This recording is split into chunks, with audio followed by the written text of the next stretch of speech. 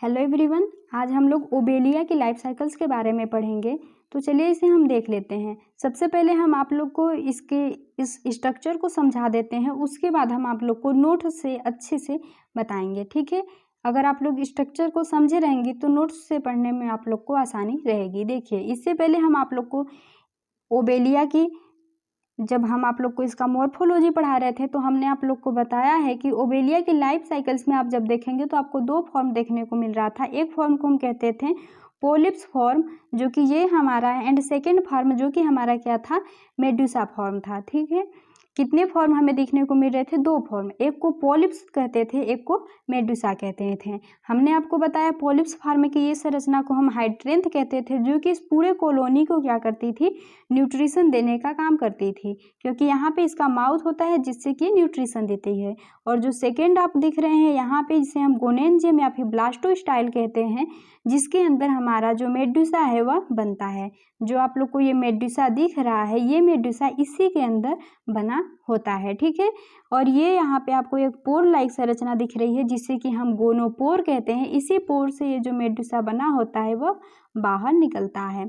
तो देखिए, यहाँ पे मेडुसा बना और बनने के बाद यहाँ पे वाटर में बाहर निकल गया, जो कि क्या होता है, फ्री स्विमिंग होता है, मतलब फ्रीली रूप से इस वाटर में स्विम मतलब तैरता रहता है। ठीक है, और ये होता है जो इससे निकलता है हमारा जो मेडुसा, वो डायोसियस नेचर का होता है, मतलब मेल और फीमेल होते हैं। और ये कैसे होते हैं?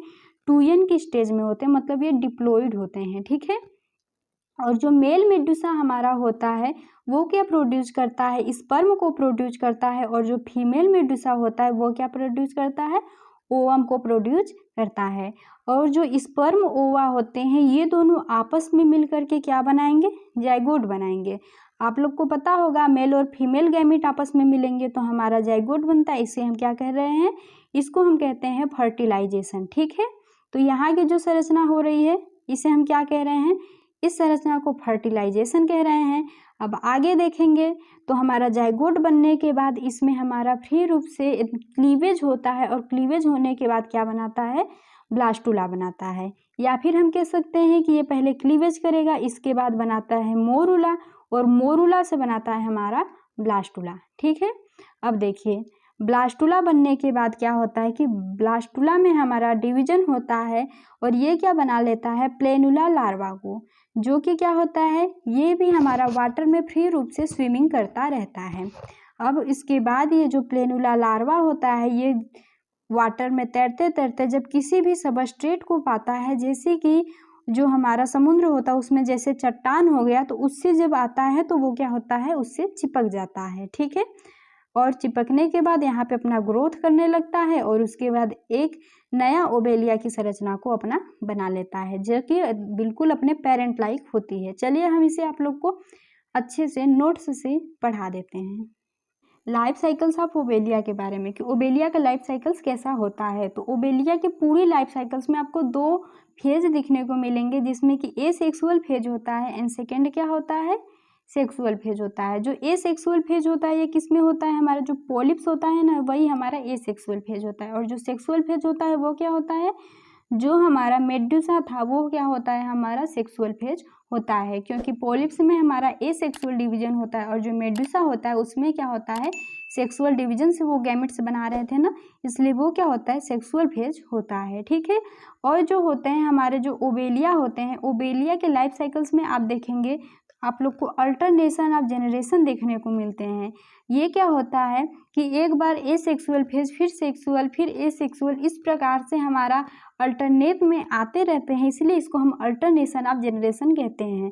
ठीक है, लेकिन ओबेलिया के केस में इसे हम क्या कहते हैं, मेटाजेनेसिस के नाम से जानते हैं। ठीक है, यही आप प्लांट में देख रहे थे, तो प्लांट में क्या कहते थे कि उसमें सेप्रोफाइट और गेमिटोफाइट दो फेज आप लोग को देखने को मिलते थे, जिसको कि हम अल्टरनेशन ऑफ जनरेशन कहते हैं।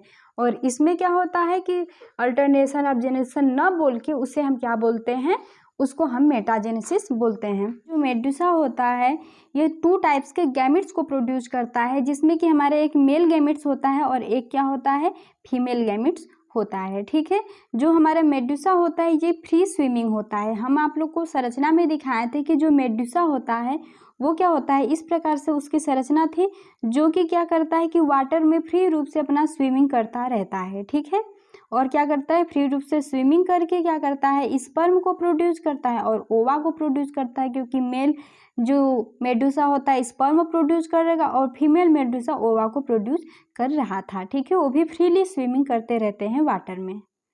आगे देखिए, आगे है हमारा फर्टिलाइजेशन। फर्टिलाइजेशन में क्या होता है कि हम, आप लोग बताइए फर्टिलाइजेशन किसे कहते हैं। फर्टिलाइजेशन का मतलब कि यहाँ से जो हमारा मेल मेडुसा है और फीमेल मेडुसा है, मेल मेडुसा मेल गैमिट को प्रोड्यूस करेगा, जो कि क्या होता है, हमारा स्पर्म होता है, और जो फीमेल मेडुसा होता है या फीमेल गैमिट यानी एग को प्रोड्यूस करता है, जो कि क्या करते हैं कि ये दोनों आपस में मिल करके बना लेते हैं जाइगोट, जो कि क्या होता है, ये 2n हो जाता है। ठीक है, इससे पहले आप क्या देखे हैं, ये जो हमारा मेल मेडुसा था वो कैसा था, ये भी हमारा डिप्लॉइड के फॉर्म में था, 2n था, और ये भी 2n के फॉर्म में, और ये लोग गैमिट जब बनाए तो इनका गैमिट n के फॉर्म में आ गया, और पुनः इन दोनों का गैमिट आपस में जब मिला तो ये क्या बनाया, 2n के फॉर्म में जाइगोट को बना लेता है। ठीक है, तो यहाँ से हमारा जाइगोट बन जाता है, और यही जो प्रोसेस यहाँ पे हो रही है, इसी प्रोसेस को हम क्या कहते हैं, फर्टिलाइजेशन कहते हैं।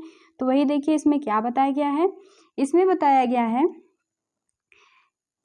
कि फर्टिलाइजेशन कहाँ पे होता है, वाटर में होता है, सी वाटर में, मतलब समुद्र में। आप लोग को पता होगा, ये देखिए जो है ये फ्रीली स्विमिंग कहाँ पे करते हैं, समुद्र में फ्री रूप से अपना तैरते रहते हैं, और तैरते तैरते ही क्या प्रोड्यूस कर देते हैं, स्पर्म को, और ये हमारा ओवा को प्रोड्यूस कर देते हैं, और वाटर में ही इनका फर्टिलाइजेशन हो जाता है। शरीर के अंदर तो हो नहीं रहा है, बाहर हो रहा है ना, वाटर में हो रहा है, इसीलिए हम क्या कहते हैं, एक्सटर्नली इनका क्या होता है, फर्टिलाइजेशन होता है। इसमें क्या होता है कि जो पेरेंट मेडुसा होते हैं मर जाते हैं, कब, जब गैमिट को ये प्रोड्यूस कर देते हैं। मतलब क्या बताया गया है कि ये जो आप लोग को मेडुसा दिख रहे हैं, जब ये अपना गैमिट दोनों मेल एंड फीमेल गैमिट बना देते हैं तो इसके बाद ये क्या हो जाते हैं कि डिजेनरेट हो जाते हैं। ठीक है, नष्ट हो जाते हैं। अब हम लोगों ने जाइगोट को बना लिया है, तो अब हम क्या देखेंगे कि जब हमारा यहाँ से स्पर्म ओवा मिला और क्या बना दिए, हम जाइगोट बना दिए। अब इस जाइगोट में जो ये बना है, इसमें कैसे डिवीजन हो रहा है उसके बारे में अब हम देखेंगे। ठीक है, कि इसमें किस प्रकार का डिवीजन हमें देखने को कैसे मिलता है। तो चलिए देखते हैं इसमें क्या है कि सबसे पहले क्या होगा, क्लीवेज होता है। जो जाइगोट है इसमें क्या होता है, क्लीवेज होता है। क्लीवेज का मतलब क्या होता है कि ये इतना स्थान जो है ना, इसी के अंदर ही कितना भी डिवीजन होगा इसके अंदर ही होगा, मतलब इसका साइज न तो बढ़ेगा नहीं घटेगा, जितना इसका साइज ये है इतना ही साइज में ही इसमें क्लीवेज होता रहेगा, मतलब जो सेल है वह बटता रहेगा। ठीक है, तो इसमें क्या होता है कि सबसे पहले क्लीवेज में क्या होता है कि ये जो जाइगोट होता है वह 2 सेल, मतलब कि 2 पार्ट में ऐसे बढ़ जाता है, इतना ही बड़ा रहेगा। ठीक है, ये किस में बढ़ जाता है, 2 पार्ट में से बढ़ जाता है, वो भी इक्वल रूप से, आधे पर से बढ़ता है, यानी कि एक बड़ा एक छोटा नहीं, इक्वल रूप से बढ़ता है। और इतना जो स्थान आपको दिख रहा है ना, ये कंप्लीट रूप से बढ़ता है, ऐसा नहीं है कि थोड़े से जगह में बटेगा। ठीक है, जितना भी बटेगा क्या होगा कि ये पूरा जितना स्थान दिख रहा है पूरा में ही बढ़ता है। ठीक है, इसे हम क्या कहते हैं, कंप्लीट क्लीवेज कहते हैं। वो भी देखिए इक्वल रूप से बढ़ रहा है ना, 2 इक्वल रूप से, इसलिए हम इसे क्या कहते हैं, कंप्लीट क्लीवेज कहते हैं। ठीक है, अब उसके बाद क्या होगा कि इसको बनने के बाद ये और भी डिवीजन करता है, और क्या बना लेता है, मोरूला को बना लेता है। क्या बनाता है, मोरूला को बना लेता है। इसमें फिर डिवीजन होगा, उसके बाद 8 सेल स्ट्रक्चर बनेगी, और उसे हम क्या कहते हैं, मोरूला कहते हैं। ठीक है, 4 हो गया। इस प्रकार से 8 सेल स्ट्रक्चर बनती है, जिसको कि हम मोरूला कहते हैं। समझ में आ गया। अब देखिए इसमें हम आपको सबसे पहले आप डायग्राम एक समझ लीजिए। देखिए सबसे पहले आप इस डायग्राम को समझ लीजिए। अभी तक हमने क्या बनाया था, मोरूला बनाया था ना। 8 सेल स्ट्रक्चर को हम ही क्या कह रहे हैं, मोरूला कह रहे हैं।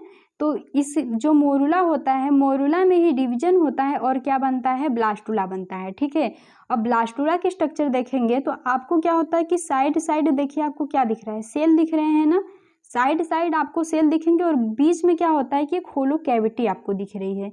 देखिए यहाँ पे होलो कैविटी है ना, कुछ भी भरा हुआ नहीं है।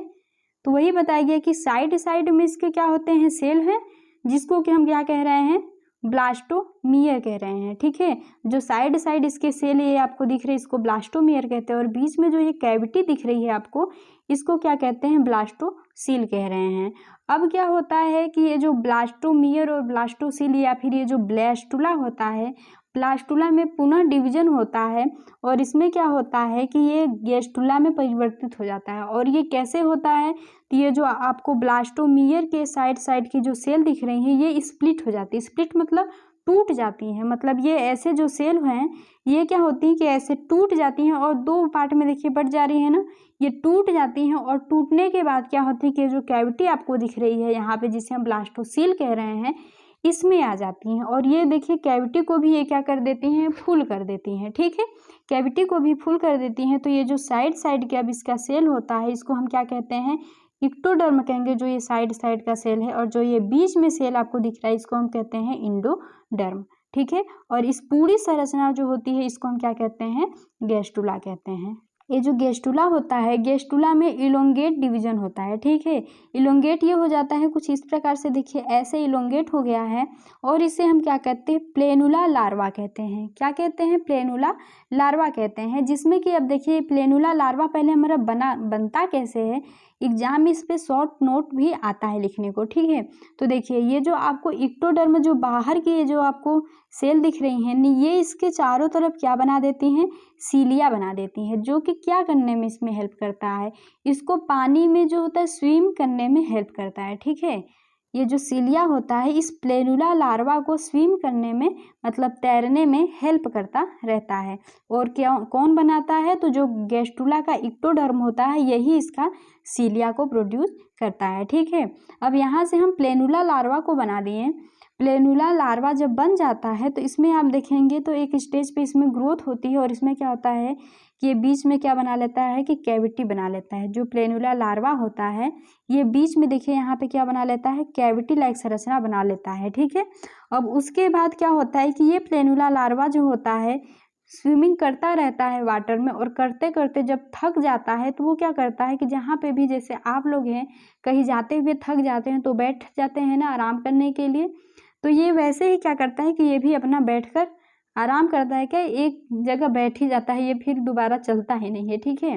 तो इसमें क्या होता है कि ये देखिए ये सरफेस जब ये पाता है कहीं से भी सरफेस यदि इसको मिल गया, जैसे कि आप देखेंगे ये रहता कहाँ है, तो मैराइन वाटर सी यानी समुद्र में रहता है, तो समुद्र में से चट्टान मिल सकता है या फिर मोलस्कस बॉडी मिल सकता है, तो उसके जो सरफेस होता है उस पर क्या जाके चिपक जाता है, वो भी कौन सा, देखिए आप जब प्लेनुला लार्वा के स्ट्रक्चर में देखेंगे ना तो आपको दो इंड दिख रहे होंगे। एक देखिए ये ब्रॉड यानी चौड़ा इंड आपको दिख रहा है ना, जिसको हम कह रहे हैं एंटीरियर इंड, और ये जो सेकेंड आपको इधर दिख रहा है जो कि थोड़ा सा पॉइंटेड टाइप में है जिसको कि हम क्या कहते हैं, पोस्टीरियर इंड, ठीक है। तो इसमें जो ये आपको एंटीरियर इंड दिख रही है यही इंड क्या करता है कि यहाँ पे सरफेस से आकर के चिपक जाता है, ठीक है। एंटीरियर इंड सरफेस से चिपक गया और देखिए पोस्टीरियर इंड ऊपर हो गया ना, यहाँ पे हो गया, ये फ्री है तो ये फ्री रूप से क्या करता है, अपना डिवाइड करता है और बढ़ता रहता है, और बढ़ करके क्या करता है, एक नया पॉलिप्स को बना लेता है, ठीक है। नया पॉलिप्स को बना लेता है, पॉलिप्स कह सकते हैं, या फिर हम कह सकते हैं कि एक नया पॉलिप्स में या फिर एनिमल को, ओबेलिया का जो एनिमल्स होता है उसको बना लेता है, ठीक है। अब आइए इसके नोट्स में देख लेते हैं। देखिए इसमें क्या बताया गया है, क्लीवेज में कि जो जाइगोट होता है उसमें इक्वल डिवीजन होता है, वो भी कंप्लीट क्लीवेज होता है। कंप्लीट बताया है ना, पूरे जाइगोट के अंदर ही होता है, थोड़े से पार्ट में नहीं होता है। और उसके बाद क्या होता है, एक सॉलिड बाल लाइक स्ट्रक्चर बना लेता है जिसको हम क्या कहते हैं, मोरुला कहते हैं, ठीक है, बताए हैं। मोरुला जो होता है उसमें डेवलप होता है, यानी यहाँ पे इसमें क्या होता है, ढेर सारे सेल इसमें आ जाते हैं जिसको हम मोरुला कह रहे हैं। मोरुला डेवलप होता है और क्या बना लेता है, ब्लास्टुला को। ब्लास्टुला में बताए हैं इसके साइड साइड आप देख रहे थे सेल था और बीच में क्या था, होलो कैविटी आपको दिख रही थी जिससे हम कहते थे ब्लास्टुला। तो मोरुला जो होता है और डेवलप करता है और बना लेता है ब्लास्टुला। जो ब्लास्टुला होता है वह क्या होता है, होलो बाल लाइक संरचना होती है, ठीक है। और उस जो होलो संरचना होती है उसको क्या कह रहे हैं, ब्लास्टोसील कहते हैं, ठीक है। जो बीच में होलो संरचना थी उसको ब्लास्टोसील कहते थे, और साइड साइड जो आप देखे थे कि यहाँ पे साइड साइड जो सेल थी और बीच में होलो संरचना, इस होलो संरचना को तो हम ब्लास्टोसिल कह रहे हैं, और जो साइड साइड सेल थी उसे क्या कहते थे, ब्लास्टोमियर कहते थे। ठीक है, अब आगे देखेंगे तो इसमें क्या है कि जो ब्लास्टुला होता है वह डेवलप करता है और गैस्टुला बना रहा था ना। जो साइड साइड की इसकी जो सेल थी ब्लास्टोमियर की, ये जो सेल थी यह क्या कह रही थी, स्प्लिट हो जा रही थी और आकर के इस कैविटी को भी फिल कर दे रही थी, जिसको कि हम क्या कह रहे थे, गैस्टुला कह रहे थे। ठीक है, तो गैस्टुला बनाता है, और ये जो गैस्टुला होती है इसके जो आउटर मोस्ट लेयर होता है उसको हम इक्टोडर्म कह रहे थे, और जो इनर लेयर था उसको क्या कहते थे, इंडोडर्म कह रहे हैं। आगे देखिए हमने अभी तक गैस्टुला को बना दिया है। ठीक है, अब हम बनाएंगे प्लेनुला लार्वा को बनाएंगे। तो इसको हम बनाने में क्या करेंगे, जो आप देखे थे जो गैस्टुला था वो क्या था, इलोंगेट हो रहा था। ठीक है, गैस्टुला हमारा इस प्रकार से गोला लाइक संरचना था, इसमें बाहर की तरफ हमारा इक्टोडर्म था, अंदर की तरफ इंडोडर्म था। अब ये क्या कर रहा था, इलोंगेट ऐसे हो रहा था ना, ऐसे इलोंगेट हो रहा था, और इसका जो इक्टोडर्म वाला ये जो पार्ट था ये इसके ऊपर क्या बना ले रहा था, सीलिया बना ले रहा था। और इसमें आप देख रहे थे कि इस पार्ट को, जो ब्रॉड पार्ट था, इसको एंटीरियर पार्ट कहते थे, कुछ पॉइंटेड लाइक संरचना जो थी इसको पोस्टीरियर पार्ट कहते थे। तो ये जो सीलिया और इसका होता है ये किस में हेल्प कर रहा था, इसके स्विमिंग में हेल्प कर रहा था। तो वही चीज़ इसमें बताया गया है, क्या बताया गया है प्लेनुला लार्वा में, कि जो गैस्टुला होता है वह इलोंगेट हो जाता है, और जो गैस्टुला का इक्टोडर्मल सेल होता है वह सीलिया का निर्माण कर देता है, जो कि क्या करता है कि फ्री स्विमिंग प्लेनुला लार्वा बन जाता है जिससे। ठीक है, सीलिया बन गया, और सीलिया बनने के बाद ये फ्री स्विमिंग मतलब फ्री रूप से स्विमिंग करता हुआ लार्वा बन जाता है। ठीक है, आगे बताया गया है कि जो प्लेनुला लार्वा होता है कंटेन क्या रहता है, 2 इंड को। कौन कौन से इंड हमने आपको बताया था, एक को कहते हैं एंटीरियर इंड और सेकेंड को कह रहे थे पोस्टीरियर इंड। ठीक है, जो एंटीरियर इंड था उस लार्वा का वो कैसा था, ब्रॉड, यानी बहुत ही देख रहे थे ना ऐसे चौड़ा था, और जो पोस्टीरियर इंड था वह कैसा था, कुछ पॉइंटेड लाइक, या फिर इसकी अपेक्षा ये जो कैसा था, चौड़ा था। ठीक है,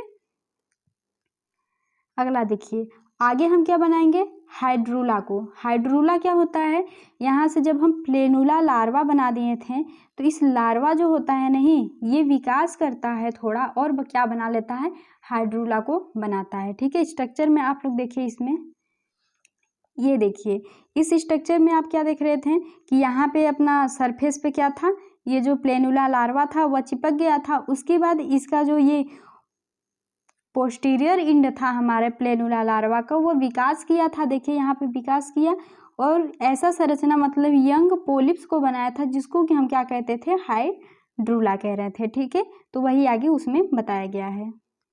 देखिए वही हमें हाइड्रूला के बारे में पढ़ना है। ठीक है, तो उसमें क्या बताया था कि जो प्लेनुला लार्वा होता है वो क्या करता है कि वो फ्री स्विमिंग करने के बाद जैसे वो बाद में क्या होता है कि सेटल डाउन हो जाता है, मतलब कि बैठ जाता है, किस पे, अटैच हो जाता है, किससे अटैच हो जाता है, तो जो भी हमारे वहाँ पे वाटर में जो भी आपको बताएं, जैसे स्टोन हो गया, वुड हो गया, जो भी वहाँ पे ऑब्जेक्ट पाए जाते हैं उस समुद्र के पानी में, उस पे क्या हो जाता है, अटैच हो जाता है। उसके बाद मेटामॉर्फोसिस करने लगता है, मतलब विकास करने लगता है। ठीक है, उसके बाद क्या होता है कि इसका जो एंटीरियर इंड होता है वह क्या करता है कि बेसल डिस्क से अटैच हो जाता है, और इसका जो पोस्टीरियर इंड होता है वो फ्री होता है, जो कि डेवलप होता है और मैनोव्रियम को बनाता है। आप लोग को हम बताए थे ना, क्या बताए थे कि जो इसका एंटीरियर इंड था, जो प्लेनुला लार्वा था, इसका जो एंटीरियर इंड ये इंड था ना, और ये क्या था, ये इसका पोस्टीरियर इंड था।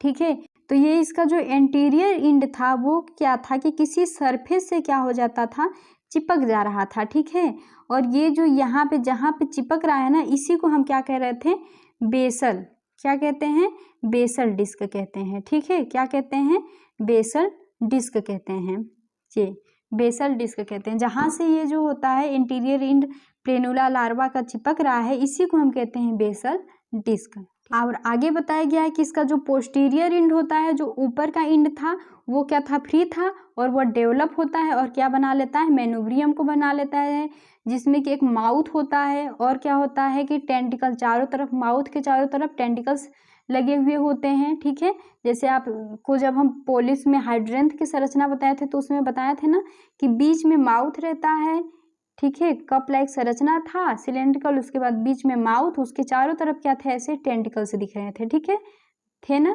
तो वही बताया कि वही बना लेता है, ठीक है। और ये जो हमारा लार्वा होता है वह फिर सिंपल पोलिप्स की संरचना बना लेता है जिसको कि हम हाइड्रूला कहते हैं, ठीक है। और ये जो हाइड्रूला होता है बड का निर्माण करता है, और बड जो होते हैं वह टूटते हैं और चारों तरफ गिर जाते हैं, और उसके बाद हमारा न्यू पोलिप्स का निर्माण हो जाता है, जो कि कैसे होते हैं, अपने पेरेंटल पोलिप्स की तरह होते हैं। देखिए उसमें बताया क्या गया है कि ये जो प्लेनुला लार्वा होता है वो क्या होता है कि इसका जो एंटीरियर सरफेस होता है वह चिपक जाता है किससे, कोई भी सबस्टांस जो भी उसे समुद्र में दिखेगा, ठीक है, उससे चिपक जाता है और क्या बनाता है, बेसल पार्ट को या फिर बेसल डिस्क को बनाता है, ठीक है। कौन सा इंड, एंटीरियर इंड बनाता है। अब ये जो होता है इसका ये पोस्टीरियर इंड फ्री है और ये फ्री रूप से विकास करता रहता है। उसके बाद क्या बना लेता है, यंग पोलिप्स को बना लेता है जिसको कि हम क्या कहते हैं, हाइड्रूला कहते हैं, ठीक है। और ये जो हाइड्रूला होता है इसमें बड का निर्माण होता है, मतलब अब ये हाइड्रूला जो होता है यह विकास करता है और विकास, और इसमें क्या करता है कि बहुत सारे अपना इस प्रकार से पोलिप्स को ऐसे बना लेता है, ठीक है। और यहाँ से अपना बड भी बना लेता है जो कि यहाँ से टूटता है और यहाँ पे नीचे गिरेगा और यहाँ से फिर एक और पोलिप्स बनेगा, उसी प्रकार कॉलोनी बन जाती है पोलिप्स का, ठीक है। तो यदि आप लोग को वीडियो अच्छा लगा होगा तो वीडियो को लाइक करके चैनल को सब्सक्राइब करना मत भूलिएगा।